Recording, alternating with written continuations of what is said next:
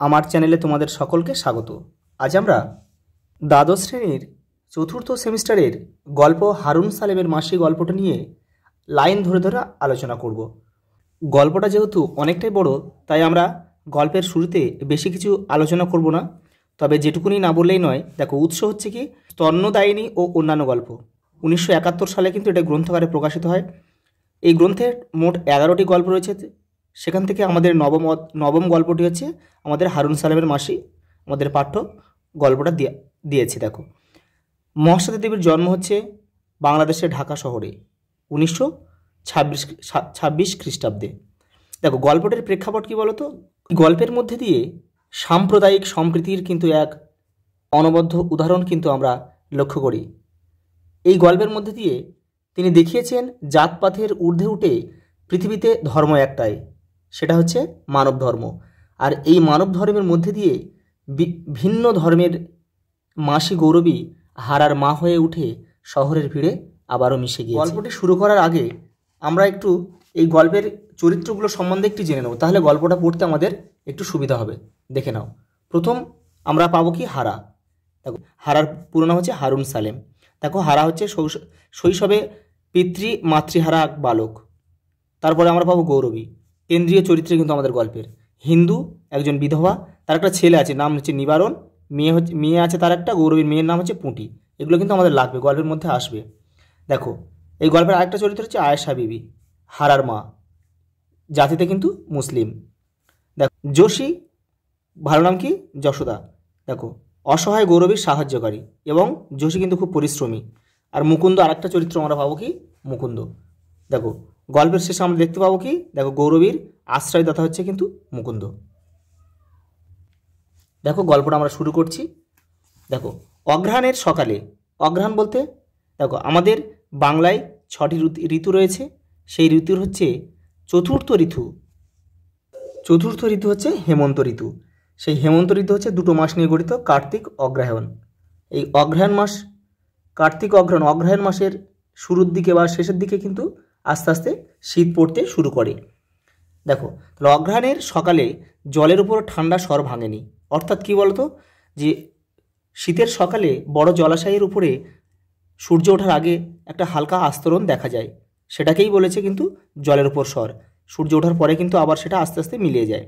বাস স্ট্যান্ডের চায়ের দোকানে উনুন ধরেনি, অনেকটা সকাল তাই। হারা গৌরবীর উঠোনে এসে দাঁড়ালো। দেখো, হারার বয়স 7 হলে কি হয়, তাহলে এখানে কি হারার বয়স কত? 7 বছর। জ্বরে জ্বরে, দেখো জ্বরে জ্বরে জিভ এড়ে কথা ওর সড়গড় হয়নি এখনও। মানে দেখো, হারার মাঝে মাঝে এমনই জ্বর হয়, প্রায় সময় জ্বর হয়, এবং সেই জন্যে শরীর এতটাই দুর্বল বা এতটাই ক্লান্ত যে সে দেখো সড়গড়, অর্থাৎ কথা এখনও ভালোভাবে সে বলতে পারে না, মাঝে মাঝে কথা আটকে যায়। হারা বলল, মা ললে না মাসি, অর্থাৎ মা, এই ললে না বলতে মা নড়ে না মাসি। ডেকে ডেকে দেখলাম মা রা দেয় না, অর্থাৎ রা শব্দের অর্থ কি? আওয়াজ। তাহলে ডেকে ডেকে দেখলো যে মা কোনো শব্দ দিচ্ছে বা ডাক সাড়া দিচ্ছে না। গৌরবী ওর নিড়নির আর থলি খুঁজছিল। নিড়নি বলতে আগাছা পরিষ্কার করার জন্য খুন্তির মতো দেখতে, আর তার থলি খুঁজছিল। থলি বলতে ছোট একটা ব্যাগ। হাতে নিড়নি নিয়ে পেট কাপড়ে থলিটা গুঁজে গৌরবী আর হারার মা বিলের ধারে খালের পাড়ে থানকুনি পাতা তুলে কচু শাক কাটে, কারণ এগুলো শহরে বিক্রি করে তাদের পেট চলবে। যজ্ঞডুমুরের ডাল, দুর্বা ঘাস, বেলপাতা যা পায় সব ওরা বেচে দেয় যশোদার কাছে।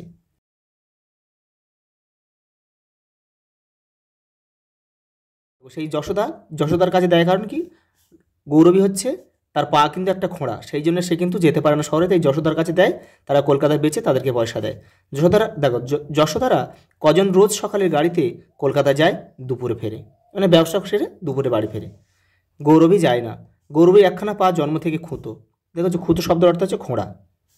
গোড়ালি আর পাতা বাঁকা, আঙুলগুলো পেছনে বাঁকানো। গৌরবী তাড়াতাড়ি হাঁটতে পারে না, একটাই কারণ, তার পা খোঁড়া। শাক পাতা গুগলি তুলতে হারার মার উপরই ওর নির্ভর। মানে গৌরবীর পাটা খোঁড়া বলে কিন্তু হারার মা তাকে শাক পাতা তুলতে সাহায্য করে। দেখো পরের কি বলেছে, দেখো ঈশ্বরের জিনিস তো শাকে পাতায় দোষ নেই। কি বলতো, এখানে হারার মা অর্থাৎ আয়েশা বিবি কিন্তু জাতিতে মুসলিম ছিল। এখানে কি বলতে ঈশ্বরের জিনিস কোনগুলো, এই যে প্রকৃতি থেকে যেগুলো, যেই এই থানকুনি পাতা, কচু শাক, এগুলোকে প্রকৃতির জিনিস বলছে, তাই এগুলো ঈশ্বরের জিনিস। দেখো ঈশ্বরের জিনিস তো, শাকে পাতায় দোষ নেই। দেখো হারার কথা শুনে গৌরী অবাক হয়ে গেল, বলল, রা কাড়ে না কেন? জানি না। র, দেখো কি বলছে পরে। গৌরবী হারার পেছনে পেছনে পা টেনে টেনে হারাদের ঘরে গেল। হারার বাবা ঘরামে ছিল, তার মানে ঘরামি মানে যারা ঘর তৈরি করতো, রাজমিস্ত্রি নয় কিন্তু, যারা ঘর, তখনকার দিনে তো রাজমিস্ত্রি ছিল না, তখনকার দিনে কিন্তু খড়ের বা অন্যান্য পাতা দিয়ে কিন্তু ঘর বানানো হতো। সেই ঘর যারা যারা ঘর তৈরি করতো বা ঘর ছাইতো তাদের কিন্তু ঘরমি বলা হতো। দেখো ঘরখানা খুব উঁচু করে বেঁধেছিল, মাথা তুলে দেখতে হতো। ঘর তোলার কিছুদিন বাদে হারার বাবা মরে যায়। ওর মাথার বালিশের নিচে, মানে হারার বাবার কথা বলছে, ওর মাথার বালিশের নিচে রূপোর হাঁসুলির মতো চকচকে নিয়রচাঁদা সাপ ছিল। তাহলে সাপটার নাম কি? নিয়রচাঁদা। হাতের আঙুল থেকে বিষ খুব তাড়াতাড়ি মাথায় উঠে গিয়েছিল, মানে তার হাতে কামড়েছিল। কী সাপ? নিয়রচাঁদা সাপ। আর সেই সাপের কামড়েই কিন্তু হারার বাবার মৃত্যু হয়।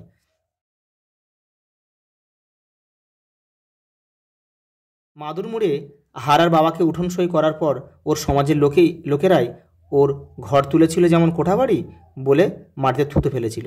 মানে দেখো তার সমাজের লোকেরাই কিন্তু তাকে হিংসা করেছিল, অর্থাৎ কি বলতো, তারা করতে পারেনি, হারার বাবা কিন্তু করেছিল, সেই জন্যই কিন্তু হিংসা করেছিল।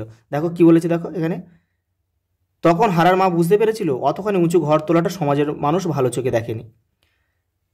মনে করেছে কাঙালির আস্পর্ধা। বুঝতে পারছো? আস্পর্ধা না, স্পর্ধা। তার মানে তুমি ছোট মানুষ, কেন তুমি বড় লোকদের মতো ঘর করেছো, এটাই হচ্ছে অপরাধ হয়েছিল হারার বাবার। এটা হচ্ছে তার সমাজের লোকেরা সেটাই ভেবেছিল। দেখো তোমার ছেলে বিবির ভিখিরির দশা, তুমি সামান্য ঘরামি, তুমি পালবাবুদের চেয়ে উঁচু ঘর তোলো কেন? এটা কিন্তু হারার বা হারাদের সমাজ বা আয়েশা বিবির সমাজের, মানে মুসলমান তাদের সমাজের মানুষরা কিন্তু ভেবেছিল যে তুমি পালবাবুদের চেয়ে উঁচু বাড়ি কারা করবে? উঁচু বাড়ি করবে পালবাবুরা, কেন তুমি তাদের থেকে বড় বাড়ি করলে? সেই ঘরেই শুয়েছিল হারার মা। রোজই ও রাতে জ্বর হয় আর চোখের উপর হাত চাপা দিয়ে শুয়ে শুয়ে ও কাঁদে। গৌরবীর হঠাৎ ভুল হয়ে গেল। দেখো গৌরবী ভেবেছিল যে আয়েশা বিবি কিন্তু ঘুমাচ্ছে, কারণ চোখের ওপর হাত রেখে সে ঘুমায়। সে প্রথমে দেখে বুঝেছিল যে ঘুমাচ্ছে, কিন্তু যখন কাছে গিয়ে দেখল যে তার নিঃশ্বাস প্রশ্বাস পড়ছে না, তখন সে বুঝেছিল যে আয়েশা বিবি কিন্তু পৃথিবী থেকে চলে গেছে, বা সে ইহলোক ত্যাগ করে পরলোকে গমন করেছে। সেই জন্য কিন্তু গৌরবী ভুল হয়ে গেছিল। গৌরবী কিন্তু হারাদের বাড়িতে পৌঁছেছে। দেখো কি বলছে, দেখো ওর মার কাছে গিয়ে বলছে, দেখো মাথায় আর কি চোখে হাত চাপা দিয়ে রয়েছে। দেখো বলছে, অলো কাঁদিস নাকি? মানে হারার মাকে গৌরবী বলছে, অলো কাঁদিস নাকি? বলে নিচু হয়ে গৌরবী মুখ তুলল। অর্থাৎ সে বুঝে গিয়েছিল হারার মা কিন্তু মারা গিয়েছে। গৌরবী বুঝে গিয়েছিল, পিছনে সরে এলো, ভয়ে দেখো পিছনে সরে এলো। দরজার কপাট ঠেলে দিয়ে হারাকে বলল, খবর দে হারা কাকাকে। তার মানে হারার কিন্তু একজন কাকা ছিল। বল মাসি ডাকে, মানে গৌরবী ডাকছে। হারার কাকা বাস স্ট্যান্ডে মাঝে মাঝে থাকে, মোড় বয়, মানে মোড় বয়ার কাজ করে। আজ ছিল না। দুপুর পেরিয়ে বিকেল নাগাদ রাজমিস্ত্রি পাড়ার কয়েকজন এসে হারার মা আয়েশা বিবি, ভালো নাম কি? আয়েশা বিবিকে তুলে নিয়ে গেল।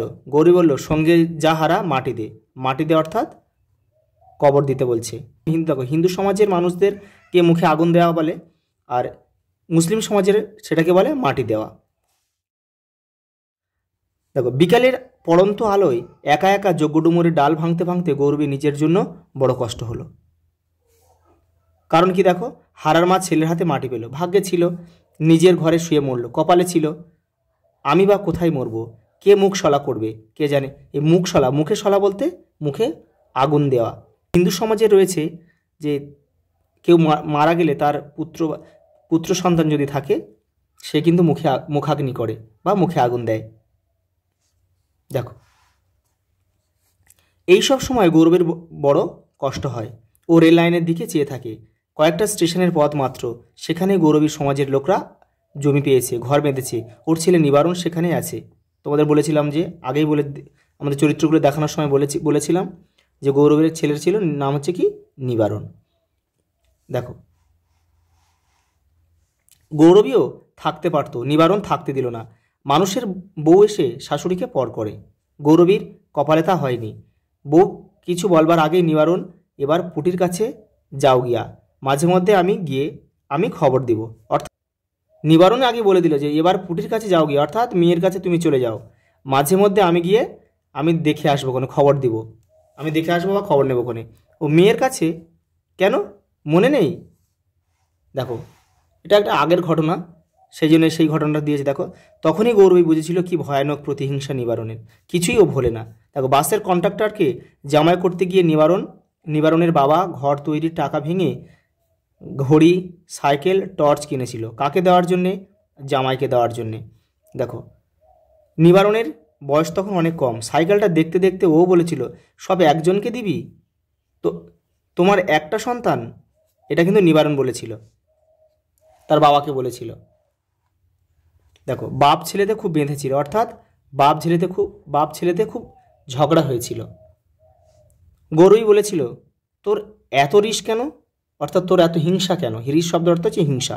সময় ফুটিয়ে আমার ভাত দিবে, তার মানে কি, তার মেয়ে আমাকে বলে সময়ে আমার মেয়েই আমাকে শেষ বয়সে দেখবে। কোন মেয়েটা আজকাল মা বাপকে দেখে না বল? ভালো, সময়ে বোঝা যাবে। কে বলেছিল? নিবারণ কিন্তু বলেছিল। দেখো, নিবারণ বলেছিল সময়ে দেখা যাবে। তারপর কত বছর ধরে নিবারণ চেষ্টা করে ঘর তুলল, মেঝেটা পাকা করলো, নিজে বিয়ে করতে না করতে মাকে ভাত দিতে অস্বীকার হলো। সে আজ 8 বছরের কথা। বাসের চাকরি খুইয়ে জামাই বহুদিন ঘরে বসা, মানে গৌরবীর জামাই চাকরি হারিয়েছে। মেয়েও এ বাড়ি ও বাড়ি কাজ করে, মানে বড় লোকের বাড়িতে বাসন মাজা বা জামা কাপড় কাচার কাজ করে, আবার রান্নাবান্নার কাজ করে। গৌরবী আজ 6-7 বছর ধরে এই গ্রামে আছে। মেয়ের বাড়িতে গৌরবীর দুরবস্থা দেখে গৌরবীকে এখানে নিয়ে আসে মুকুন্দ। অর্থাৎ দেখো, জামাই কাজ হারিয়েছে, মেয়েও পরের বাড়িতে কাজ করে, সেখানে গৌরবীর স্থান কীভাবে হবে? তারা নিজেরাই খাওয়া জোটাতে পারে না, সেখানে আবার মায়ের খাওয়াটা তারা কীভাবে জোগাড় করবে? মুকুন্দ বলে একজন ছিল, সে হচ্ছে মেয়ের বাড়িতে গৌরবী এতটাই খারাপ অবস্থা দেখেছিল যে সে সেখান থেকে এই গৌরবীকে এই মুকুন্দদের বাড়িতে নিয়ে আসে। বড় জোগাড়ে মানুষ মুকুন্দ, হাতে পায়ে অসুরের বল। এ তল্লাট দিয়ে 3-4 জায়গা জমি করে ফেলেছে। আজকাল মানুষ বড় মন্দ হয়ে গেছে, ঘর জমিতে বসত না থাকলেই জবরদখল। মানে জমি, তার মানে কি বলো তো, জমি কিনে যদি কেউ ফেলে রাখে, সেখানে যদি তুমি সেখানে না যাও, আস্তে আস্তে কিন্তু সেগুলো অপর এসে দখল করবে। এগুলো আগে ছিল। ঘরটুনি ধরে বসে থাকো পিছিয়ে, নিবারণ যা হয় দেবে, উঠানে যা হয় 2টো শাক পাতা, আজ যে খেতে পারবে না। আজ যে শব্দের অর্থ হচ্ছে চাষ করে। তার মানে নিবারণ তার ছেলের কথা বলেছে যে ঘরটুনি ধরে বসে থাকো পিসি, অর্থাৎ মুকুন্দ তাকে একটা ঘর দিয়ে থাকার জায়গা দিয়েছিল, আর বলেছিল যে তোমার ছেলে তোমাকে কিছু দেবে, তুমি এখানে থাকো, আর যাহা কি উঠোনে যে জায়গা পড়ে রয়েছে সেই উঠোনে কিছু শাক পাতা চাষ করে তুমি খেও। গৌরবী কিন্তু মুকুন্দকে আশীর্বাদ দিয়েছিল, বেঁচে থাকো বাপ বলে গৌরবী এখানে এসে উঠেছিল। বড় যেন ভেতর পানে ঢোকানো গ্রাম বললে হয়, না বললেও হয়, না বড় রাস্তার উপর, না শহরের খুব কাছে। গৌরবী ভেবে পায়নি এখানে সে কেমন করে একবেলা 2টো ভাত জোটাবে। নিবারণ যখন প্রাইভেট বাসের টিকিটবাবু মাকে মাসে 5 টাকা করে দিয়েছিল কমাস, তারপর আর দেয়নি। খিদের জ্বালায় গৌরবী মাঝে মাঝে মেটে আলু সেদ্ধ করে খেয়েছে। কাঠের আগুনের তাতে বসে বসে কত সময়, যেন আগের জন্মে শোনা রূপকথার মতো ঝিকালের বউকালের শোনা কথা মনে পড়েছে। ফেলে আসা দেশে ঘরে শোনা কথা, পুকুর ঘাটে বাসন মাজতে মাজতে শোনা কথা, এগুলো আগের কথা ভাবছে। অপারুলের মা, মেয়ারে কেমন বিয়া দিছ? অর্থাৎ পুটির কিন্তু আরেক নাম, ভালো নাম হচ্ছে পারুল। একজন জিজ্ঞাসা করছে যে মেয়েকে কেমন ঘরে বিয়ে দিয়েছ? ভালো দিদি, 4 অক্ত গরম ভাত খায়। 4 অক্ত বলতে 4 বেলা। তখনকার দিনে কিন্তু এই 4 বেলা গরম ভাত খাওয়া মানে কিন্তু মেয়েকে ভালো ঘরেই বিয়ে দিয়েছে। দেখো, গৌরবীকে দেখে দেখে ওই হারার মাই বলেছিল, যখন যেমন তখন তেমন চলে আমানি জোটে না। আমানি অর্থাৎ পান্তা ভাতের যে জল, সেটাকে বলা হয় আমানি। রাত্রে রান্না করা ভাত জল দিয়ে রাখলে পরদিন সকালে সেই জলটাই কিন্তু আমানি হয়ে যায়। আমাদের জোটে কেমন করে নারকেল পাতা চাচ্ছ, কাঠিনে কুস্তে বাঁধো। কাঠিনে কুস্তে অর্থাৎ ঝাঁটা বাঁধতে বলছে। শাক গুগলি, গুগলি অর্থাৎ গেঁড়ি। যজ্ঞ ডুমুরের ডাল নিয়ে যোশীদের দাও, বিকেলে পয়সা দিয়ে যাবে। তারা কলকাতা যাবে, কলকাতা থেকে বিক্রি করে এনে তোমাকে পয়সা দেবে, তুমি খেয়ে পরে বেঁচে থাকবে। হারার মার নামটা অবধি গৌরবী জানতো না। শুধু রমজানের মাস পালন করতে দেখে বুঝেছিল ওদের সমাজ আলাদা। রমজান বলতে মুসলিম সমাজের, মুসলিম ক্যালেন্ডারের বা ইসলামিক ক্যালেন্ডারের বছরের নবম মাস হচ্ছে রমজান মাস পালন করা হয়। এক মাস তারা হচ্ছে উপবাস পালন করে। এই রমজান মাস পালন করতে দেখে গৌরবী বুঝেছিল যে হারার মার সমাজ আলাদা। কি বলছে দেখো, হারার মা কি, গৌরবী কি বলছে, আমার পা ল্যাংড়া, আমি শহরে যাই না। এটা হচ্ছে শহর, ঠিক আছে, শহরে যাই না। তুই যাস কেন? গৌরবী জিজ্ঞাসা করেছিল। হারার মা নিঃশ্বাস ফেলে বলেছিল, ডরাই দিদি, ভয় হয়। না, গৌরবীর দাওয়ায় উঠে বসেনি হারার মা রান্নার সময়। তখনকার দিনে কিন্তু সমাজ ছিল, হিন্দু এবং মুসলমান যদি এক বাড়িতে বা এক জায়গায় ছোঁয়াছি হতো তাহলে কিন্তু তাদের সমাজ কিন্তু আলাদা করে দিত, মানে তাদেরকে কেউ সমাজে আর নিমন্ত্রণ বা কেউ ডাকবে না।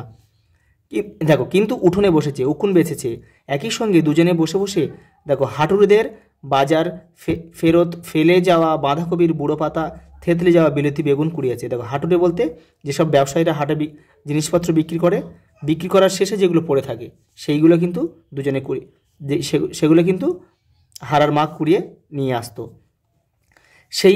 সেই হারার মা ড্যাং ডেঙিয়ে চলে গেল, অর্থাৎ মারা গেল, স্বর্গে আরোহণ করেছে, সেটাই বলেছে আর কি। বড় দুঃখ হলো গৌরবীর। তারপর মনে হলো তার চেয়ে হারার মা অনেক ভাগ্যবতী। কারণ কি, হারাটার কি হলো, যোশী ওর কাকা নিয়ে গেল, কে জানে মা। মানে গৌরবী যোশীকে জিজ্ঞাসা করছে যে হারার কি হলো, তার তো মা মারা গিয়েছে, ওর কাকা ছিল, সে যে অর্থাৎ গৌরবী ভেবেছে যে হয়তো হারাকে ওর কাকা নিয়ে চলে গেছে, কে জানে মা। সেটা কিন্তু যোশী জানে না খবরটা। যোশী প্রায় ছুটে চলে গেল। যোশীরা হাঁটে না, ছোটে, কারণ তারা খুব ব্যস্ত, তাদের শহরে যেতে হবে, জিনিসপত্র বিক্রি করতে হবে। আসলে ওরা চাল বয় শব্দের অর্থ কিন্তু দুরন্ত। শহরে যায়, সঙ্গে শাক পাতা, নারকেল পাতার কাঠি, যা পায় নেয়। দাঁড়িয়ে কথা ওরা সকালবেলা বলতে পারে না, কারণ সকালে ব্যবসার সময় তাদেরকে গিয়ে বিক্রি করতে হবে। গৌরবী মাথা নাড়ল। হারা প্রায় ওর উঠোনে বসে থাকে, মানে হারাদের বাড়িতে আর কি। গাছের ছায় ঘুমোয়। মার গাছে ধুঁদুলটা, চিচিঙ্গেটা গৌরবীকে দিয়ে যায়, এগুলো একটা সবজি। কিন্তু হারার মাথাটা বড়, শরীরটা রোগা, উপোস করা অভ্যেস হয়ে গেছে বলে চোখে একটা বিজ্ঞ ভাব, যেন ও সব জানে। কাকার সাথে গেল বুঝি, এটা গৌরবী আর কি বলছে। ভাবতেই ওর কষ্ট হলো। আজ কবছর ধরে হারা আর হারার মা ওকে ওর নিঃসঙ্গতা ভুলে রেখেছে। ওদের কথা ভাবতে ভাবতে হঠাৎ গৌরবীর মনে হলো, কাপড়খানা কেচে ধুয়ে চুলটা আঁচড়ে একবার নিবারণের কাছে গিয়ে দাঁড়ালে কেমন হয়। দুটো ভাত দে নিবারণ বলে কেঁদে পড়লে কি নিবারণ মাকে ফেলে দেবে? এটা কিন্তু গৌরবী ভাবছে। ভাবতে ভাবতে গৌরবী একটা মস্ত বড় নারকেল পাতা টানতে টানতে ঘরে ফিরল। পাতা চেঁচে কাটি বের করা বেশ কাজ, অনেকটা সময় তাতে যায়। বাকি সময়টা আঙুলের আন্দাজে উকুন বেছে বেছে কাটানো যায়। সন্ধ্যাবেলা তো এক গাল খুদ চিবিয়ে এক ঘটে জল খেয়ে ঘুমিয়ে পড়লেই হয়। বাড়ি ফিরে গৌরবী দেখল উঠোনে হারা বসে আছে। অবাক হয়ে গৌরবী বলল, তুই? কাকা আসতে বলল, অর্থাৎ কাকা আসতে বলেছে এখানে। গৌরবী কিন্তু অবাক হয়ে গেছে, ভাবছে কি যে এখানে আমার তো খাওয়া হয় না, তাহলে আমি এই ছেলেটাকে কীভাবে বাঁচাবো বা কীভাবে একে আমি মানুষ করবো। বন্য যেটা খুশি সেটা যে মর্গা, তার মানে কি তার কাকা বলেছিল, বলল যেখানে খুশি সেখানে গিয়ে তুই মর্গে যা। সে কি বলছে? হ্যাঁ, বন্য অর্থাৎ বলল। হারার মার মৃত্যুর পর হারা কিন্তু তার কাকার কাছে গিয়েছিল। কয়েকদিন থাকার পর হারার কাকা কিন্তু আবার তাকে পাঠিয়ে দিয়েছে, বলছে যে তুই যা, যেখানে খুশি গিয়ে মর্গে যা। এবার হারা জানে তার কিন্তু কেউ নেই। মা যার সঙ্গে ঘুরতো, অর্থাৎ গৌরবীর সঙ্গে মা সবসময় থাকতো, সেই জন্য কিন্তু সে গৌরবীর কাছে আবার ছুটে এসেছে। হারা আঙুলের কর গুনে গুনে মনে করে বলল, কাকার ঘরে কাকি নেই। কাকা ট্রেনে ঘোরে অর্থাৎ ট্রেনে ঘোরে, দেশে দেশে যায়।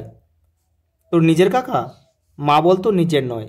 হারার মা বলতো যে এটা তোর নিজের কাকা নয়, তোর নিজের কে আছে? মা বলতো কেউ নেই, মানে হারার কিন্তু কেউ নেই বংশে। যা দাওয়াই খেয়ে শো গা। গৌরী বলল, যা খেয়ে দাওয়ায় ঘুমিয়ে পড়। গৌরী নিজে একগাল খুদ খেলো, হারাকে একগাল দিল।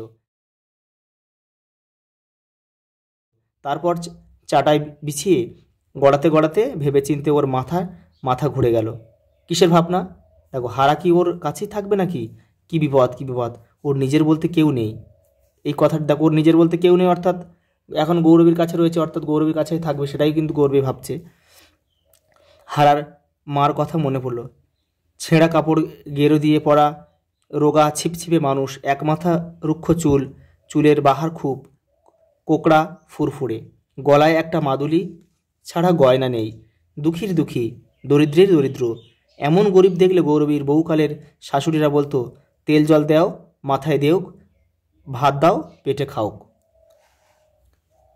নিজের কেউ থাকলে এমন অবস্থা হতো কি? অসম্ভব দুশ্চিন্তা হলো গৌরবীর। হারার মার সাতকুলে কেউ নেই, তাহলে গৌরবী কি করবে? তার নিজের আতপেটা অন্ন জোটে কি না জোটে? তাছাড়া গৌরবী কেমন করে বা হারাকে ঠাঁই দেয়? হারা কি তার ধর্মের মানুষ না সমাজের? এটাই কিন্তু সবচেয়ে বড় প্রশ্ন। কারণ তখনকার দিনে কিন্তু সমাজ ছিল, হিন্দু মুসলিম যদি ছোঁয়াছুঁয়ি হতো, অর্থাৎ কেউ কারো যদি বাড়িতে যেত, যে ধরনের মানুষ আর যেটা বিষয়টা লক্ষ্য করবে, তারা কিন্তু তাদের সমাজটাকে আলাদা করে দেবে। অর্থাৎ তাদের সমাজের কোনো জায়গার কোনো ক্ষেত্রেই তাদের কিন্তু স্থান পাবে না, বা তাদেরকে কোথাও নিমন্ত্রণ করবে না। সব জায়গায় থেকে তারা কিন্তু বঞ্চিত হবে। হারা ঘুমের মধ্যে অল্প অল্প ফোঁপাচ্ছে, অর্থাৎ কাঁদছে। বুঝি মার কথা ভাবছে, গৌরবী অস্ফুটে বলল। তারপর চাটাইটা নিয়ে হারার কাছে গেল, হারার গায়ে হাত দিয়ে বলল, কাঁধ ফিরে শো হারা, স্বপ্ন দেখিস, ভয় কি? গৌরবী মনে মনে ঠাকুরকে ডেকে চোখ বুঝল। দিনও আনে, ও যা পায় না স্বপ্নে অনেক সময় তা পেয়ে যায়। তার মার কথা আর কি ভাবছে। স্বপ্নের গৌরবীর মাথার তেল জপজপ করে, পরনে গোটা কাপড়, পেটে ভাত। স্বপ্নের গৌরবীকে নিবারণ মাথায় করে রাখে। আজ স্বপ্নে ওকে হারার মা হাত ধরে নিয়ে গেল এক আশ্চর্য দেশে। সেখানে থানকুনি পাতা, দুর্বঘাসের মেলা, মাদার গাছের ছায়ায়। এই মাদার গাছ শব্দটার অর্থ হচ্ছে কি তেফলতে গাছ, কাঁটা জাতীয় গাছ। মাদার গাছের ছায়ায় ঢেঁকি শাকের জঙ্গল, এত শাক পাতা সব দুহাতে তুলতে গৌরবের মনে হলো এই তো স্বর্গ। তার স্বর্গ আর হারার মার স্বর্গ কি এক হতে পারে? এই লাইনটা থেকে কিন্তু প্রশ্ন আসে। এটা তোমরা দাগ মেরে রাখবে। নাকি সব গরিবের স্বর্গ আসলে এক? এই লাইনটাও দাগ মেরে রাখবে। এই লাইনটা খুব গুরুত্বপূর্ণ লাইন কিন্তু। দেখো, তার স্বর্গ আর হারার মার স্বর্গ কি এক হতে পারে? এই প্রশ্ন কেন গৌরবের মনে এসেছিল? দেখো, হারার মার মৃত্যুর পর কিন্তু গৌরব একদিন স্বপ্ন দেখেছিল যে হারার মা তার হাত ধরে, এখানে দেখো, হাত ধরে এক আশ্চর্য দেশে নিয়ে গেছে। সেখানে থানকুনি পাতা, দুর্বঘাসের মেলা, মাদার গাছ আর ঢেঁকি শাকের জঙ্গল রয়েছে। সেখানে গৌরবী দুহাত ভরে সেই সব শাক পাতা তুলছে। এই স্বপ্ন কিন্তু দেখেছিল। স্বপ্নে দেখা এই অবস্থাকেই কিন্তু গৌরবী স্বর্গ বলেই মনে করেছিল। আর একটা প্রশ্ন দেখো, গৌরবের মনে এসেছিল নাকি সব গরিবের স্বর্গ আসলে এক? অর্থাৎ গৌরবী ছিল হিন্দু, আর হারার মা আয়েশা বিবি ছিল কিন্তু মুসলমান। তাই সাম্প্রদায়িক বিভেদের কথা ভেবেই কিন্তু গৌরবীর মনে এই প্রশ্নটা এসেছিল। গৌরবী কিন্তু লেখাপড়া জানতো না, তাই নিরক্ষর গৌরবী ছোটবেলা থেকে এটাই জেনে এসেছিল যে হিন্দু ও মুসলমানদের স্বর্গ বোধহয় আলাদা। সেই জন্যেই কিন্তু এই প্রশ্নটা কিন্তু গৌরবের মনে জেগেছিল। সকালবেলা গৌরবী হারাকে বলল, খালপাড়ে যা হারা, যোশীকে বল আমার দেহ ভালো নয়, যেন দেখা করে। আর দেখ, যদি কেউ বলে রাতে কোথায় ছিলি, বলিস মাসির উঠোনে। কারণ কি বলতো, যদি জানে হারা মুসলিম, সেই জন্য যদি বলে যে তার মার যোশীকে যদি বলে যে আমি মাসির বারান্দায় ছিলাম, তাহলে কিন্তু যোশী কিন্তু আর গৌরবীর কাছ থেকে ওই শাক পাতা কিন্তু নিয়ে শহরে বেচবে না। বলিস মাসির উঠোনে, মনে থাকবে? হারা ভুরু কুচকে একটু বুঝতে চেষ্টা করলো, সব কথা ওর মনে থাকে না, সেই জন্যেই ও করগণে, নয়তো সুতোয় গিট দেয়। হারা বলল, লকার মাকে বলবো মাসির দেহ ভালো নয়, আর যদি কেউ বলে রাতে কোথায় ছিলি, বললো মাসির উঠোনে। এই তো, এই ন্যাংরাটা নে হারা, থানকুনো পাতা তুলবি, অর্থাৎ থালকুনি পাতা তুলে নিয়ে আসবি, থানকুনি পাতা, তুলে আনতে বলেছে আর কি। গৌরবী হাঁড়ি পাতিল নেড়ে চেড়ে কগাল মিয়ানো চাল ভাজা পেল, হারাকে টোপলা বেঁধে দিল, বলল, নে জল খাস, যোশী যদি পারে জানি আমার উঠোনে ঘুরে যায়। হারা চলে গেল। গৌরবী উঠোন ঝাড় দিল। শুকনো পাতা, কাঠি, শুকনো ডালে জ্বালানির কাজটা চলে। গৌরবীর মনে পড়ে ওর মা বামুনদের গাই বিওলে বকনা বাছুর এনে পালতো। বকনা বলতে মেয়ে বাছুর আর কি। বাছুর বড় হতো, তার খোল, খড়, গুড় সব খরচা মা দিত, গোবর দিয়ে ঘুঁটে দিত, গুল দিত। বড় হয়ে সেই গাই এক বিয়ানি হলে, মানে একটা বাচ্চা দিলে আর কি, বাছুর হলে আবার সেই যেটা নিয়ে পুষতো তার যদি আবার বাছুর হলে মা গাইটা ফেরত দিত, বাছুরটা মা পেত। বকনা হলে পালতো, এড়ে হলে আবার যাদের হাল তাদের কাছে বলতো। বকনা শব্দের অর্থ হচ্ছে মেয়ে বাছুর, আর এড়ে মানে ছেলে বাছুর। আর বকনা মেয়ে বাছুর হলে মা আবার সেটাকে পুষতো, পালন করতো, আর এড়ে বাছুর হলে যাদের হাল আছে, যারা আর কি চাষবাস করতো তাদের কাছে বেচে দিত। এই গ্রামে যে মানুষ বলতে নেই, গৌরবীকে কেউ এমন একটা বাছুর পালতে দেয়, নিজের বলতে একটা ছাগল, একটা বকনা গায়ে থাকলে কি গৌরবীর আজ এই দশা হয়? থলিতে চাল সামান্য ছিল, চালে ডুমুরে মোচার কোলের কচি ফুলটায় নুনে একসঙ্গে যাও বসিয়ে দিয়ে গৌরবী ভেবে পেল না এরপর হারা আর কেমন করে একবেলা এক মুঠো খাবে। দেখো, একসঙ্গে যাও বলতে খিচুড়ি টাইপের আর কি। এখন ওর হারার মার ওপর রাগ হলো। কি বিয়াক্কেলে মানুষ বল, কি অবিবেচক। সাতকুলে কেউ নেই, আমার ভাষায় ছেলে রেখে চোখ বুঝল। এখন জাত বা কেমন করে থাকে বুঝতেই পারছো, হারাদের জাত কিন্তু মুসলিম। একটা ছেলে বহুদিন থাকলে কিন্তু সবাই সমাজের লোক, তখনকার লোক কিন্তু বিভিন্ন রকম কথা বলবে।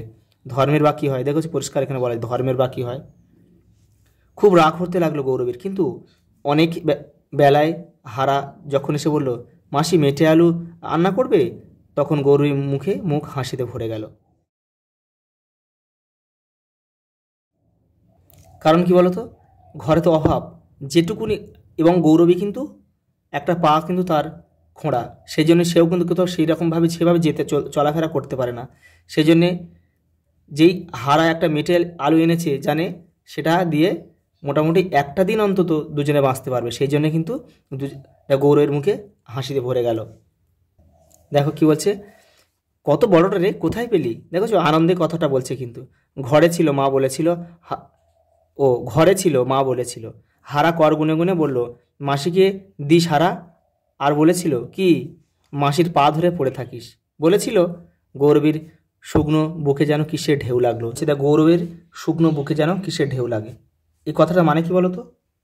দেখো, গৌরবী কিন্তু অসহায়, দিন দুঃখী, তার কিন্তু একটা ছেলে এবং মেয়ে ছিল। নিবারণ কিন্তু সে রোজগেরে, কিন্তু সে মাকে দেখতে অস্বীকার করলো। আর পুটির অবস্থা এতটাই, তার মেয়ের অবস্থা এতটাই যে খারাপ ছিল যে সে মার দায়িত্ব নিতে কিন্তু সে পারতো না। তাই কিন্তু এক দুর্নিবার স্নেহ তৃষ্ণা কিন্তু তার মধ্যে সবসময় বিরাজ করত। সেই জন্যই দেখো হারার কথা শুনে তার স্নেহ তৃষ্ণা আরও বৃদ্ধি পেয়ে যায়। দেখো সে গৌরবান্বিত হয়, সে আরও কিন্তু স্নেহময় হয়ে ওঠে, জীবনের মানে সে কিন্তু খুঁজে পায়। দেখো এই দুনিয়ায় যে তারও যে প্রয়োজন আছে এ কথা সে অনুভব করতে পারে। এসব কারণেই কিন্তু গৌরবীর স্নেহ কাঙাল বুকে আনন্দের ঢেউ ওঠে। নিবারণ যখন ছোট ছিল, সাবিত্রী যখন হামা টানে, তখন ঘর নিকটে শব্দের অর্থাৎ ঘর মুছতে বা বাসন মাজতে ওদের কান্না শুনলে বুকের ভেতর এমনই হতো বটে। নিবারণ তো ওকে চায় না। সাবিত্রী এখন নিজের সংসারে ভাত জোটাতে হিমশিম খায়, তার মেয়ের কথা বলছে। ওদের ওখানে থাকতে তো গৌরবীর নিজেকে শুধু এঁটো পাতাই মনে হতো। অর্থাৎ কী বলতো, এঁটো পাতা যেমন আমরা সব খাওয়ার পরে কী করি, সব ফেলে দিই, মনে হতো গত বছরের মনসা পুজোর ঘট। দেখো মনসা পুজোর ঘটটা যেন ফেলে দিলে হলো। মনসা পুজোর ঘট কী বলতো, মনসা পুজোর পরে কিন্তু যে ঘরটা রেখে দেওয়া হয় সেটা কিন্তু কোনো কাজেই লাগে না, পরের বছর কিন্তু সেটাকে আবার ফেলে বা বিসর্জন দেওয়া হয়, ফেলে দিলেই হয়। হারার মা ওর কথাই হারাকে বলেছিল। বড় ভালো লাগলো গৌরবীর, নিজেকে বড় প্রয়োজনীয় মনে হলো হঠাৎ। গৌরবীর সামান্য স্নেহ মমতার মিষ্টি কথায় আবেগে গলে যেতে পারে।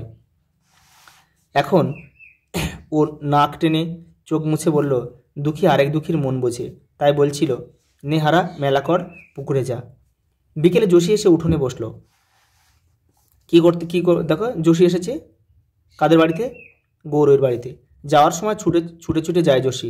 ওদের পুরুষরা কোনোদিন ভাত কাপড় দেয় না, যোশীর বড় দেয় না। তার মানে দেখো, যোশীদের সমাজের মানুষরা, সমাজের পুরুষরা কিন্তু দেখো তার ঘরের স্ত্রীদের দায়িত্ব নেয় না। নেয় কারা? নেয় হচ্ছে এই মহিলারাই কিন্তু তার ভাত কাপড়ের দায়িত্ব নেয়। ওদের মেয়েরা আশা করে না পুরুষরা ভাত কাপড় দেবে, যোশীও করে না। যোশীরা শরীরে খেটে সংসার বেঁধে তোলে, ছেলেপিলেকে জন্তুর মতো জাপটে ভালোবাসে, আর স্বামীদের খুব তোয়াজ করে ভুলিয়ে রাখে। দেখো এখানে প্রশ্ন হতে পারে যে যোশীদের সমাজে পুরুষরা কেন তাদের স্ত্রীর দায়িত্ব নেবে না? এখানে দেখো এটা আমরা এইভাবে ব্যাখ্যা করতে পারি যে পুরুষদের কিন্তু সচেতনতা ও দায়িত্ববোধের কিন্তু অভাব ছিল। এছাড়া দেখো তারা কিন্তু খুব অলস ও নেশার প্রতি তাদের কিন্তু আসক্ত ছিল, বিভিন্ন ধরনের নেশা তারা করত। এটা কিন্তু আমরা ব্যাখ্যা এইভাবে করতে পারি। এইসব কারণে কিন্তু তাদের স্ত্রীদের ভাত কাপড়ের যোগান দিতে তারা কিন্তু পারতো না। দেখো যোশীর নাকটা চাপা, কিন্তু মুখখানা বেশ দেখো পান পাতার মতো হরতনি ছাদের। চোখ দুটো সদাই ঘোরে, এদিক থেকে ওদিক। সবাই বলে যোশীর চোখ এড়িয়ে কেউ যেতে পারে না। হাঁড়ির ভেতর চাল আছে না ধান আছে, যোশী একবার মাত্র চেয়ে বলে দিতে পারে। দেখো কি গো মাসি কি বলবে, মানে এটা গৌরবীর কাছে এসেছে। কি গো মাসি কি বলবে, গৌরবীর কাছে এসে যোশী বলছে। যোশীর ভালো নাকি যশোদা। যোশী এই গায়ে পড়ে গা দুলিয়ে কথা বলাটা একেবারে পছন্দ নয় গৌরবীর। তবে এখন গরজ তার। গরজ শব্দের অর্থ প্রয়োজন। তোরে একটা কথা বলবো বলে ডেকেছি, বলো। দাঁড়াও মাসি, ও কি হারা নয়? হ্যাঁ, ওর কথাই তো বলবো। কি? গৌরবী একটু ভীতু হাসল। দলে নিতে হবে যোশীকে, নইলে গৌরবীর হারার ব্যবস্থা করবে কি করে? দেখো গৌরবী যোশীকে কি বলছে, দেখো ওর মা তো মরে গেল, ছেলেটাই এখানেই ঘোরে যোশী, দুটো ভাত খায়, উঠোনে ঘুমায়। কিন্তু এটা কিন্তু মিথ্যে কথা বললো, কিন্তু এটা কিন্তু গৌরবীর বারান্দাতেই ঘুমায়। কিন্তু ঘরে ধরে উঠে বসে না তো। দেখো বাবা, ছোঁয়া নেপা একাকার করো না, অর্থাৎ ছোঁয়াছুঁই করো না, তাহলে কিন্তু তোমার সমাজ আলাদা করে দেয়া হবে। না না, উঠোনে থাকে, ওরই শানকিতে খায়, অর্থাৎ শানকি বলতে থালা। আমি ওর দেখো আমি ওপর থেকে ভাত দিই, অর্থাৎ আমি ওকে স্পর্শ করি না। ওর কেউ নেই, তাই তো তোরে শুধুই যোশী, তুই তো যাস শহরে, ওর মতো ছেলেদের কি কোনো ব্যবস্থা আছে? আমি কি জানি, থাকার মধ্যে তো ঘরটুনি শুধু। ঘর আবার ওর কি, ঘর বাঁধা তোমার কুটুম ওই মুকুন্দবাবুর কাছে, তাই নাকি? নয়তো কি? হা ভগবান, এক কাজ করতে পারি কি, শহরে ছেড়ে দিতে পারি, ভিক্ষে করে খাবে ওই ছেলে। তবে আমার কি? তোমার মাসি ভীমরতী, ভিক্ষে করে খাবে, না খাবে, তোমার কি আমার কি? যোশী সে কথা সত্যি, তবে কি? যোশী জীবনে কখনো কারো কাছে দয়া পায়নি, এখনও পায় না। ট্রেনে একটু বসার জায়গা, চাল বেচা, লাভের পয়সা ওকে আঁচড়ে কামড়ে আদায় করতে হয়। 7 বছর বয়সে থেকে না খেটে একবেলা ভাত পেয়েছে, মনে পড়ে না যোশীর। দয়াটা দেখলে ওর অঙ্গ জ্বলে, এটা কিন্তু দাগ মারবে। এই লাইনটা থেকে কিন্তু প্রশ্ন আসে। দেখো কী জন্যে, দেখো গৌরবী কিন্তু ছেলেটাকে শহরে ছেড়ে দিয়ে আসতে বলেছে। কিন্তু গৌরবী যখনই দেখো বলেছে, এখানে দেখো বলছে যে যোশী সে কি কথা, তবে কি? এখানে দেখো সে ভিক্ষে করে খাবে বলেছিল না, কিন্তু এই যে ভিক্ষে করে খাবে এটাই তার মনে কিন্তু, গৌরবীর মনে কিন্তু বড় কষ্ট দিয়েছিল। কিন্তু এই যে বিষয়টা যে শহরে ছেড়ে দিয়ে আসবে, সে না খেয়ে মারা যাবে, এইসব বিষয়ে কিন্তু কোনো মায়া মমতা কিন্তু যোশীর মধ্যে নেই। তাই বলছে দেখো দয়াটা দেখলো রঙ্গ জলে কেন, কারণ যোশী কিন্তু একটা মেয়ে, তার মধ্যে কিন্তু এই মায়া মমতা নেই কেন? দেখো ভাত কাপড় সংস্থানের জন্য প্রতিদিন কিন্তু চাল বা অন্যান্য জিনিস নিয়ে যশোদাকে বা যোশীকে কোথায় যেতে হয়? কলকাতা যেতে হয়। এবং সেই কিন্তু ট্রেনে যাওয়ার সময় কিন্তু দেখো যে বসার জন্য তাকে কিন্তু সেই ট্রেনে বিভিন্ন মানুষদের সঙ্গে তাকে ঝামেলা করতে হয়। আবার দেখো মাল বিক্রির পয়সাও তাকে বহু কষ্টে আদায় করতে হয়। দেখো মাত্র 7 বছর বয়স থেকে এই রুজি রোজগারে নামতে হয়েছে কিন্তু তার এই পেটের তাগিদে বা অভাবের তাগিদে। দেখো, সে কিন্তু না খেটে কিন্তু একবেলাও কিন্তু যোশীরা তার পেটে ভাত পায়নি। এত খেটেও কিন্তু আবার সংসারে তার স্বামীকে তোয়াজ করে রাখতে হয়, দেখভাল করতে হয় ছেলে মেয়েদের। বাস্তব জীবনের এই কঠিন ও কঠোর রূপ তার ভিতরের মমতাময়ী নারী সত্তাকে কিন্তু ধ্বংস করে দিয়েছে। তাই কিন্তু দয়াটা দেখলে কিন্তু যোশীদের কিন্তু, শুধু যোশী কেন, যোশীদের মতো নারীদের কিন্তু অঙ্গ জ্বলে যায়। পরের কথা দেখো, পরের কি বলছে দেখো। গৌরবীর কথা শুনে ও সর্বাঙ্গ জ্বলে গেল। যোশী বলল, তোমাদের দেশের রীতিকানুন জানি না মাসি, তবে মুকুন্দবাবু জানলে তোমার পরে তোমার খেদা করবে। খেদা শব্দের অর্থ তাড়িয়ে দেবে, অর্থাৎ মুকুন্দ তাকে আশ্রয় দিয়েছে। মুকুন্দ তো হিন্দু, কিন্তু মুকুন্দ যদি জানে যে আমার জায়গায় একজন মুসলিম এসে যে রাত থাকে, তখন কিন্তু মুকুন্দ কিন্তু গৌরবীকে কিন্তু তাড়িয়ে দেবে। সেই কথাই কিন্তু যোশী মনে করিয়ে দিয়ে গেল। খেদা করবে কি করে রে মুকুন্দ, আমার কি হয় জানিস? আপন জানা, তাই যে শাক গুগলি কুড়িয়ে বেড়াও আর একবেলা পোস্টা ভাত খাও। পোস্টা ভাত বলতে দুপুরে রান্না করার পরে যে ভাত জল দেওয়া হয়, সেই ভাতটা রাত্রে খেলে সেকে পোস্টা ভাত বলে। গৌরবী কেঁদে ফেললো। যোশী বলল, দয়া দেখালে, দুগাল মুড়ি দিলে তা বুঝি? তোমার নিজের পেট চলে না, তুমি যাও অন্যের ভালো করতে? অর্থাৎ তোমার নিজের পেট চলে না, তুমি হারাকে কিভাবে রেখেছো? আমি বলি শোনো, ওরে শহরে ছেড়ে দিয়ে আসি, বাঁচে মরে ও বুঝুক গা, মানে হারা বুঝবে সেটা। শহরে কি ছেলে বাঁচে না গা? বাজারে আমের আঁটি চুষে পচা কলাটা বেলটা খেয়ে ফুটপাতের ঘুমিয়ে অমন লাখোটা ছেলে বড় হচ্ছে না? এটা কিন্তু যোশী গৌরবকে বলছে যে এরকম শহরে এরকম হামেশাই এরকম ঘটনা ঘটে। আচ্ছা শোন, তা যা হবে, একবার একটা বুদ্ধি করি। কি? ধর নিবারণের কাছে যায়, সে এখন বাড়িতে চাপাকল বসাচ্ছে, ইলেকট্রিক নিচ্ছে। ইলেকট্রিক বলতে ইলেকট্রিক বা বিদ্যুৎ। তোমার কথা কে শুনবে? তাহলে তাহলে অর্থাৎ তাহলে মা বলে যদি ভাবতো, তাহলে কি তোমার এই অবস্থা হয়? তাহলে কি তা নিজের কপালে বলগা, অর্থাৎ নিজের ভাগ্যকে বলতে বলছে। যোশী উঠে দাঁড়ালো, বলে গেল, খাওয়া দাওয়া ছোঁয়া নেপা সৃষ্টি করো না মাসি। অর্থাৎ ওই যে হারা রয়েছে, হারার সঙ্গে তুমি কিন্তু খাওয়া বা ছোঁয়া কিন্তু তুমি স্পর্শ বা ছোঁয়াছুঁয়ি করো না। তোমার ব্যাগ্যতা করি, তার মানে কি অনুরোধ করে গেল। মুকুন্দবাবুকে তুমি চেনো না, আমি চিনি, আমরা চিনি। দেশের মানুষ, ঘরের মানুষ বলে ছেড়ে দেবে ও? মুকুন্দবাবু এই বাড়িতে মনসা ঘট পুজো করলো, ভাত ধরে পাঁটা কাটলো, মানে পাঁটা বলি দিল আর কি। আমরা সবাই খেয়ে গেলাম। তিনি শুনলে খুব বেজার হবে গো, মানে খুব খারাপ হবে। গৌরবীর ভেতরটা ভয়ে শুকিয়ে গেল। গৌরবী জানে যে আমাকে যদি তাড়িয়ে দেয়, তাহলে কিন্তু আমার আর থাকার কোনো জায়গা নেই। কারণ ছেলেও আমাকে দেখে না, মেয়েও অভাবের জন্য কিন্তু আমাকে দেখার সাহস সে পায় না। সেই জন্য কিন্তু গৌরবীকে কিন্তু তাহলে সেই মানে শহরে গিয়েই কোথাও ফুটপাতে থাকতে হবে, তার আশ্রয়ের কোনো জায়গা থাকবে না। সেই জন্য কিন্তু গৌরবীর ভেতরটা ভয়ে শুকিয়ে গেল।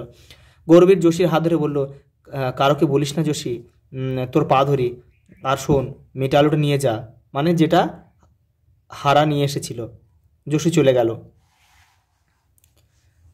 গালে হাত দিয়ে ভাবতে বসলো গৌরবী, কি করে এখনও কোথায় যায়? মুকুন্দ যদি জানতে পারে তবে যদি রাগ করে? গৌরবী 7-5 ভেবে কাপড়খানা কাচতে বসলো। নিবারণ যদি একটা বুদ্ধি দেয়, যদি বলে এসো আমার কাছে থাকো, তা আহা তেমন ভাগ্য কি হবে না? হারার মাকে যখন ওরা গোড় দিল, গোড় অর্থাৎ কবর, হারাও এক মুঠো মাটি দিল। মাটি অর্থাৎ কবরে সবাই যখন মাটি দেয়, প্রথম মাটিটা আর কি হারা দিয়েছিল আর কি। গৌরবী কি ছেলের হাতের আগুন পাবে না ভেবে গৌরবীর চোখ জলে ভরে গেল। নিবারণের বাড়ি দেখে গৌরবীর আর চিনতে পারে না। টিনের চাল, পাকা দেওয়াল, উঠোনের চাপাকল। গৌরবীর ঘরে এখানে ওখানে খড়ের খুঁটি গোজা, বকফুল আর বাঁজা আম গাছটার পাতা পড়ে পড়ে উঠোন নোংরা হয়। সন্ধে হলে শেয়াল উঠোনে দিয়ে হাঁটে। সেবার শীতকালে তো খটাস না বনবিড়াল এসে ঘরে ঢুকেছিল। এমন ঘর সংসার সাজালো নিবারণ, তা সে ঘরে মায়ের জায়গা হয় না?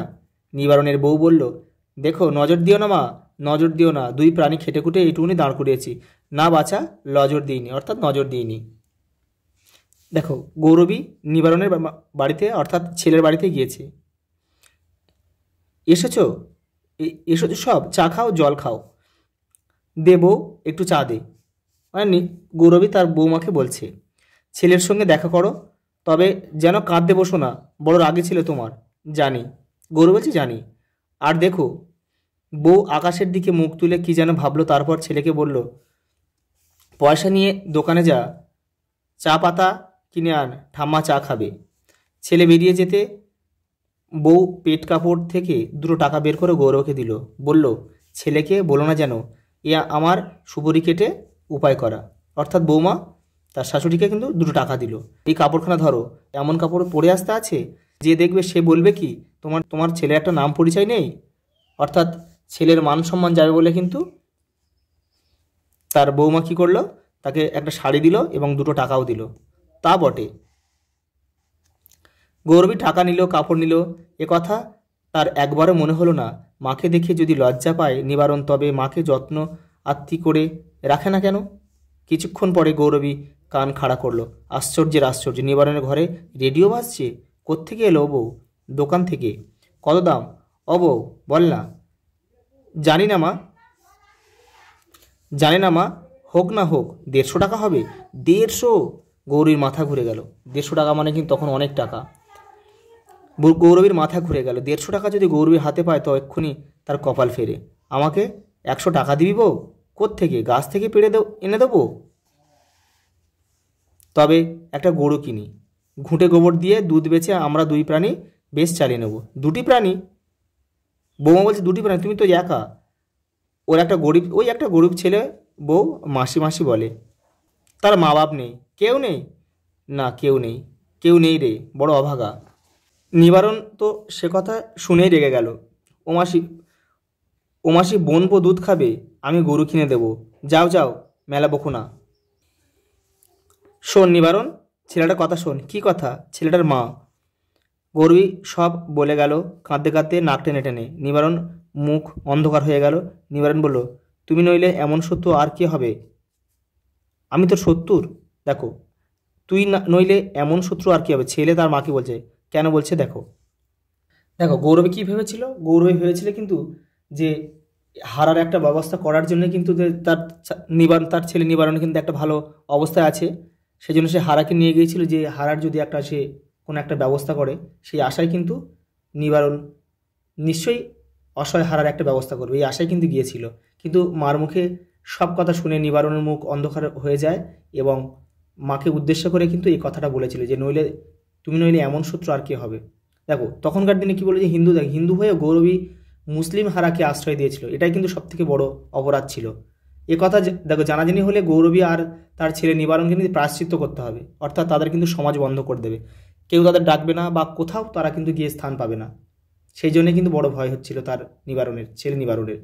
দেখো, তাছাড়া দেখো, মুসলমান বালকের সঙ্গে তার মায়ের এই আন্তরিক সম্পর্কের জন্য ভবিষ্যতে তার মেয়ে বিয়ে দিতেও কিন্তু অসুবিধা পড়বে নিবারণ। এসব কথা ভেবেই কিন্তু নিবারণ তার মাকে শত্রু বলেছিল। নয়তো কি, এ কথা প্রচার গেলে তোমার আমার প্রাচিত্রি করতে হবে না? প্রাচিত্রি বলতে প্রায়শ্চিত্ত। অর্থাৎ নিবারণদের বাড়িতে যদি কোনো ভিন্ন ধর্মের মানুষ থাকে, এটা যদি সমাজের মানুষ জানতে পারে, তাহলে কিন্তু তার সমাজ বন্ধ করে দেওয়া হবে। তখনকার দিনে এটা ছিল। একটু আগে যেটা বলছিলাম, কেন প্রাচিত্রির? কেন? আমি কি তাকে ঘরে রাখছি না হাঁড়িতে খাওয়াচ্ছি? গরিবের গরিব হারাটা, অর্থাৎ হতদরিদ্র, তার একটা ব্যবস্থা যদি করে দিস তাই বলছি। এটা নিবারণকে বলছে তার মা গৌরবী। এতে প্রাচিত্রের কথা ওঠে কোত্থেকে? ছোট লোকের সঙ্গে নিবারণ বলছে, দেখো, ছোট লোকের সঙ্গে সঙ্গে সঙ্গে শাক পাতা চুরি করে ওই রকম বুদ্ধি হয়েছে তোমার। প্রাচিত্র করতে হবে, মেয়েটার বিয়ে হবে না? তার মানে নিবারণে একটা মেয়ে আছে, তাই বলছে যদি ভিন্ন ধর্মের মানুষ যদি তাদের বাড়ি থাকে তাহলে কিন্তু মেয়েটার বিয়ে দেওয়ার খুব সমস্যা হবে, সেই কথাই বলছি। এসব কথা তুমি বোঝো? যাও যাও, মেলা বকো না। মেলা মানে বেশি বকো না। তোর কাছে, গৌরবী বলছে, দেখো, তোর কাছে আমার একটু আশ্রয় দে বাবা। ওফ, আমি জমিদার, তাই তোমার আশ্রয় দেব?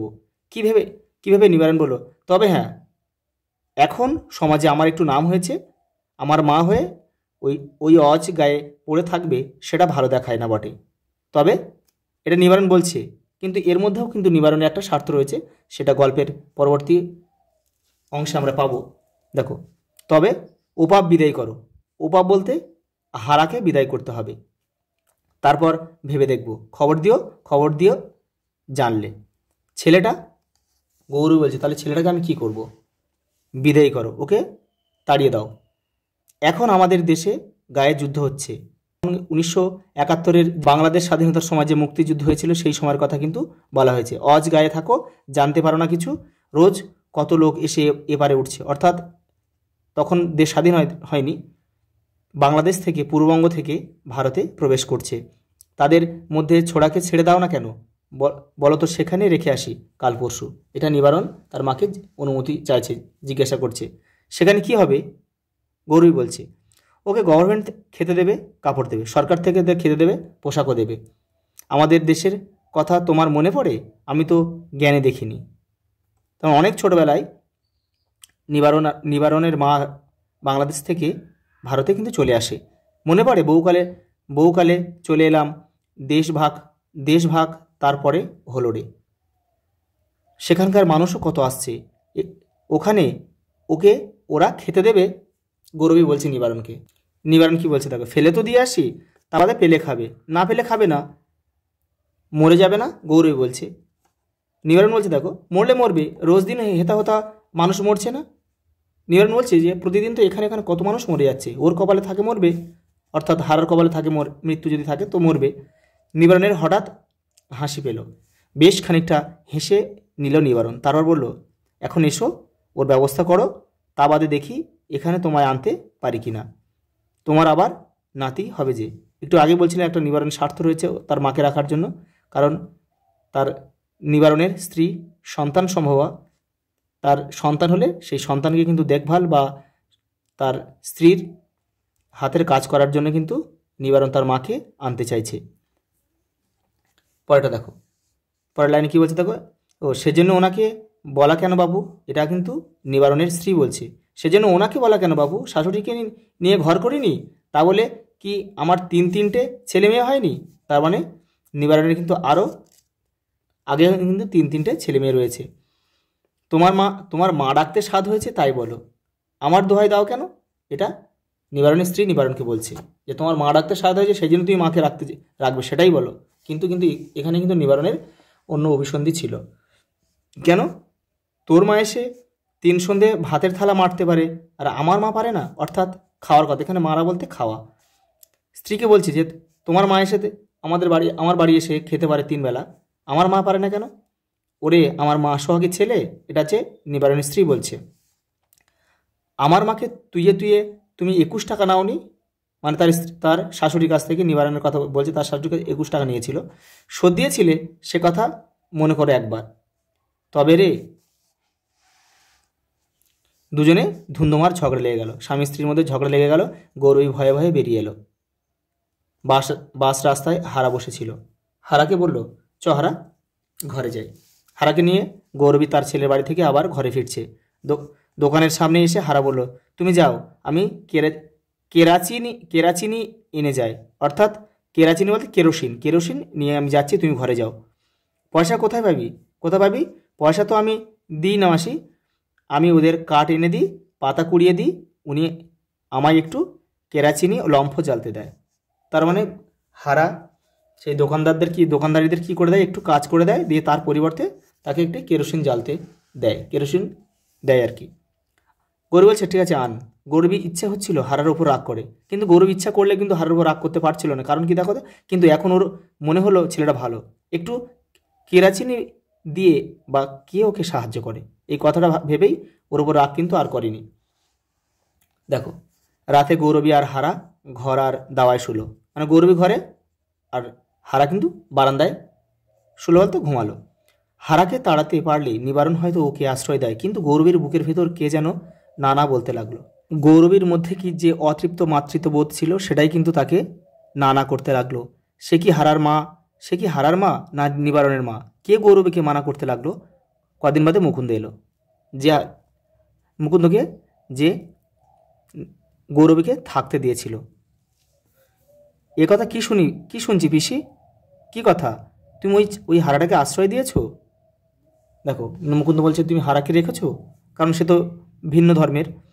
আশ্রয় আর কি, ও একা, আমিও একা, সন্ধ্যাবেলা ওই উঠোনে পড়ে থাকে।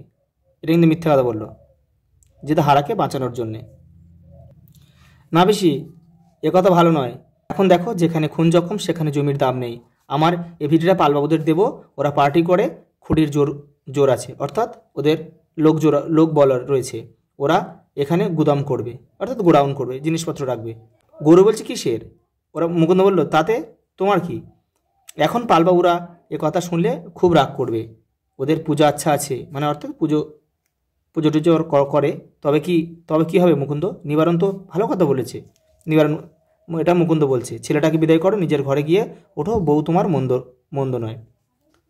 মুকুন্দ বলল, দেখো গৌরব কি বলছে, বউ কেন মন্দ হবে? আমার ভাগ্য মন্দ বাবা, কপালটা খারাপ। তা দেখো যা পারো করো, এটা মুকুন্দ বলছে। তবে ও ছোড়াকে যদি বিদায় না করো, আমার ভিটে ছেড়ে দাও। ছেড়ে দেবো? গৌরব বলছে, ও বাপ মুকুন্দ, ছেড়ে আমি কোথায় যাব? তা আমি জানি না, এটা মুকুন্দ বলছে। মুকুন্দ জুতো মশমশিয়ে চলে গেল। মুকুন্দের প্রস্থান। দেখো, গৌরবী হারাকে দেখে পাগলের মতো তেড়ে গেল। মর, তোর জন্য আমার এত দুর্ভোগ, তোর জন্য আমাকে সবাই কুকুর তাড়া করে। মর তুই, যেখানে ইচ্ছে বিদায় হয়। হঠাৎ কিন্তু গৌরবী হারার উপরে তেড়ে গিয়ে এসব কথা বলছে। তার মাথায় কাজ করছে না যে আমি এখন কি করব। আমি ছেলের কাছে যাব, না এই ছেলেটাকে বিদায় করতেও, দেখো হারাকে সে বিদায় করতেও পারছে না, অথচ বিদায় করে ছেলের কাছে যেতেও পারছে না। ছেলের কাছে যদি যেতে চায় গৌরবী, তাহলে গৌরবী চাইছে যে আমি হারাকে সঙ্গে নিয়েই যাব, কিন্তু সেটাও পারছে না। হারা ভয়ে পালিয়ে গেল। পালিয়ে গিয়ে হারা নিজেদের ঘরে গিয়ে বসে রইল। বসে মার জন্য কাঁদল। কেঁদে যখন হারা ঘুমোলো, তখন বিকেল হয়ে গেছে। ঘুমের মধ্যে মা যেন তার কাছে এসে যাওয়া আসা করতে লাগলো। স্বপ্ন দেখছে আর কি। যেন কে বলল, চোখ খুললেই হারা দেখবে মা রাঁধতে বসেছে, সব ঠিক আছে। হারা চোখ খুলল, মিনমিনে অন্ধকার। কে ওকে গায়ে হাত দিয়ে ঠেলছে আর ঠেলছে। মা নাকি? মা তো নেই, মা মরে গেছে। তবে কে? মাসি গো। হারা ভয়ে কেঁদে উঠল। মানে গৌরবী কিন্তু দেখো আবার তাকে হয়তো বকেছে, কিন্তু সেটা কিন্তু মন থেকে সে করতে পারেনি। ওঠ হারা, আমি মাসি। ওঠ হারা, আমি মাসি। দুবার বলল। ও মাসি? হ্যাঁ, চল আমরা চলে যাব। কোথায়? শহরে। মানে শহরে চলে যাব। তার মানে কি বলতো, গৌরবী কিন্তু সব ঠিক করে নিয়েছে যে আমি হারাকে কোনো মতেই ছাড়বো না, কারণ সে আমার অতৃপ্ত মাতৃত্ববোধ যেটা ছিল, সেটা কিন্তু সে অতৃপ্ত মাতৃত্বের বাসনা কিছুটা হলেও কিন্তু হারা পূরণ করেছে। শহরে যে তুমি যাও না, তুমি হাঁটতে পারো না যে, এটা কিন্তু হারা বলছে। পারবো হারা, শোন, আমরা শহরে যাব। সেখানে কেউ কারো কোনো কথা জানতে চায় না, কেউ কারো চেনে না। দেখো, গ্রাম আর শহরে কিন্তু এটাই পার্থক্য। দেখো, গ্রামে কোনো কিছু হলে কিন্তু সারা গ্রাম কিন্তু, তোমার গ্রামের সংকীর্ণতা কিন্তু নেই। আর শহরে কিন্তু পাশের বাড়ি কি হচ্ছে কেউ কিন্তু জানে না। সেই জন্য কিন্তু শহরে একবার মিশে যেতে পারলে কে কোথা থেকে এলো কেউ কিন্তু তোমার খবর নেবে না। সেই জন্যই গৌরবী হারাকে নিয়ে শহরে চলে যেতে চাইছিল। সেটা আমরা কোথায় থাকবো মাসি? ফুটপাতে, মানে রাস্তার পাশে থাকবে আর কি। কী খাবো? ভিক্ষে করব। কেউ তোর পরিচয় জানবে না, আমার পরিচয় জানবে না, ভিক্ষে করব। হ্যাঁ রে, পথে ভিক্ষে করব। পথে বসে রাঁধবো, ফুটে শোবো। কাপড় নেতা গেরি মাটিতে রং করলে ময়লা হয় না। গেরি মাটি বলতে গেরুয়া রঙের মাটি। জোশীর কাছে আমি সব জেনে নিয়েছি, চলো। হারা বলল, চলো যাই, আমরা শহরেই চলে যাই। গৌরবী আর হারা অন্ধকারে গ্রাম ছেড়ে পালিয়ে গেল। শহরে গৌরবী আর হারার সমাজ অনেক বড়, সমুদ্রের মতো। এটা দাগ মারবি তোমরা, এখান থেকে কিন্তু প্রশ্ন আসবে, বড় প্রশ্ন এখান থেকে অবশ্যই আসবে। এটা খুব ইম্পর্টেন্ট একটা লাইন। সেখানে একবার মিশে যেতে পারলে আর কোনো ভয় থাকে না। অর্থাৎ কি বলতো, গ্রামের পরিবেশ কিন্তু কখনোই সামাজিক সংকীর্ণতাকে এড়িয়ে যাওয়া যায় না। আর এই কারণেই কিন্তু গৌরবী মুসলমান বালক হারাকে নিয়ে কিন্তু কলকাতার শহরের ফুটপাতে আশ্রয় নিতে চেয়েছিল। কলকাতা শহরের লোকসংখ্যা যেমন প্রচুর, তেমন কিন্তু সেখানের সমাজও সমুদ্রের মতো কিন্তু অনেক অনেক বড়। শহরের ফুটপাতে থাকা মানুষের জাত ধর্ম নিয়ে কিন্তু কেউ কোনো দিন তোমাকে বা কাউকে জিজ্ঞাসাও করবে না, কেউ মাথা ঘামাবেও না। তাই হারা আর গৌরবী যদি এই জনসমুদ্রে একবার মিশে যেতে পারে তাহলে কিন্তু আর কোনো ভয় থাকে না। আর গল্পের শেষে আমরা দেখতে পাই গৌরবী কিন্তু এই ঘটনার মধ্যে দিয়ে মাসি থেকে মা হয়ে উঠেছে। গল্পটা তোমাদের কেমন লাগলো জানিও। দেখা হবে পরের কোনো ভিডিওতে। সবাই ভালো থেকো।